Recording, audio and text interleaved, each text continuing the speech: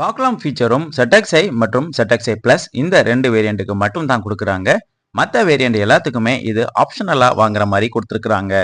Engine மற்றும் கண்டென்சருக்கு ஒரு பெட்டரான ஏர் சர்க்குலேஷன் கிடைக்கிற மாதிரி வைடரான ஃப்ரண்ட் கிரில் மற்றும் ஏர் டாமோட ஓப்பனிங் இந்த வண்டிக்கு கொடுத்துருக்காங்க. ஃப்ரண்ட் கிரில் ஃபுல்லாகவே குரோம் ட்ரீட்மெண்ட் கொடுத்துருக்காங்க. இது பார்க்குறதுக்கு வண்டியை ரொம்ப ப்ரீமியமாக எடுத்து காட்டுது. பாடி கலர்டு பம்பர் ஃபீச்சரும் இந்த வேரியண்ட்டுக்கு அவைலபிளாக இருக்குது.